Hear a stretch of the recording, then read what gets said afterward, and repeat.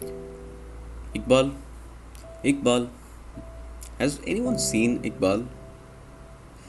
Iqbal was the kind of elementary teacher who made even the adults act like starstruck children. Sabina Iqbal couldn't help but chuckle at that thought, formed over 6 years ago when her husband had first won the best elementary teacher in the school district. Today, they were celebrating his fourth, and his fans were already clamoring for him. Where is he? Ashraf asked. Sometimes she had to remind herself that he was her brother rather than Iqbal's number one fan. The whole point of this party is to celebrate the marsh. Where did he disappear off to? She gave a cursory look over the backyard, though she was pretty sure he wasn't hiding in the garden or behind the treehouse, because he was probably picking up the kids from school.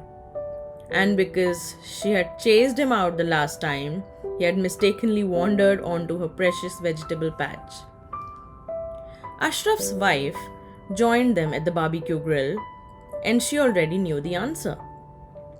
Your hubby went to pick up the little ones from madrasa, eh? She chuckled, shaking her head in mock disbelief. All that time in school around the tiny brats, and he still wants to go on pickup duty. There were already 12 people in the backyard, and over the course of the next 30 minutes, that number doubled. Families streamed in, most of them tethered to children who were cut loose once they were inside the house. The women headed straight for the grill and exchanged hugs with Sabina. The men waved to her, asked where the award-winning teacher was, and then joined the ever-growing circle of fellow office-goers dressed in jeans and t-shirts. The sounds of children milling about the house, women chatting as they placed cutlery and condiments on the tables, and the men guffawing as they pulled each other's legs, combined to comfort Sabina. She was grateful for the life she'd walked into here in America. A life she dreaded when she agreed to marry the thin, mildly good-looking academic fellow her parents had transparently hyped up. Iqbal was supposed to be a safe, boring bet at a better life. She was almost moved to tears thinking how he'd become the love of her life. The tears didn't have time to well up though. Sabina spotted her 6-year-old son Ahmed darting around the house. His 4-year-old sister trailed him, looking forlorn. Something wasn't right. Ahmed and Zainab only behaved that way when they'd been accompanied to the door by the kindly bus conductor. Ahmed, she called out, stepping into the house through the sliding door. Where's your Appa? Her wonderfully innocent little boy stared back at her with wide, bewildered eyes. He's your husband, no, Uma. How should I know? I was at school. For almost a minute, Sabina simply stared at her son, not out of anger or even surprise. Her eyes had glazed over, and the little fellow lost interest and went over to his friends from the neighborhood. Sabina couldn't figure out where her husband might be. He had no reason to not be at home. It was a Sunday, and he normally only worked till noon. It was 3 p.m. now. Where could he be? She returned to the backyard and was about to ask Julie if she knew anything. Julie worked in the same school, and though it wasn't likely, maybe she knew about some meeting her husband had to attend. But Julie turned away just then. In fact, most of the adults in the backyard turned towards the commotion. Someone was announcing something as they stared at their phones. Others were instinctively pulling out their own phones as to confirm what they'd just heard. What happened? This breaking news. What's that? Did the idiot tweet something? Is it a nuclear war? Someone joked. Sabina moved to the corner as far away from the crowd as possible before she called her husband. Normally she'd be filled with indignant curiosity about what the idiot had tweeted, but right now she had a bad feeling in the pit of her stomach. Most people would laugh at the thought of a wife wondering where her husband was after not hearing from him for 3 hours. But that's because none of them were married to Muhammad Iqbal. In the 8 years they were together, Sabina couldn't think of a single day when she'd not known his whereabouts. He always let her know where he was and what he was doing. Some would roll their eyes and consider it clingy. She believed it was simply loving. Her husband made it a point to keep her in the loop, always. switched off. Sabina, did you hear this? Oh my god, this is terrible, Sabina. Just a minute, Sabina called out, quickly walking back into the living room. A strange thought had just gripped her.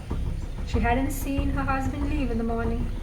Sure, she sometimes missed him because she slept in a little late on Sunday. But his car keys were missing? Maybe missing isn't the right word. They are being used? Sabina, what are you doing? It was Julie touching her arm lightly, inspecting her face and wondering why she looked slightly ashen. For a moment, it looked like she was about to ask something. And then her face softened. Oh, you heard? It's terrible, right? I mean, in our own city, you never think it's going to happen here.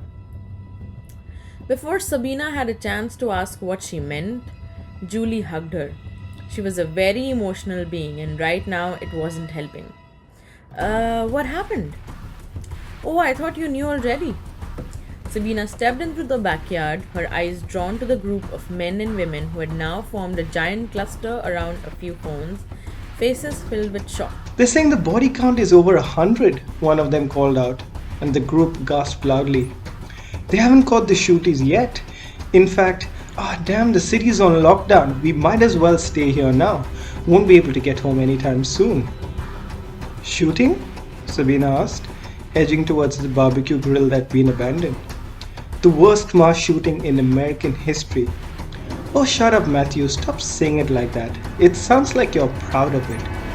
Hey, I'm not proud. Just saying this was bound to happen, you know. Where? Sabina asked, feeling sweat break out on her forehead, even though it was February and everyone was wearing a jacket.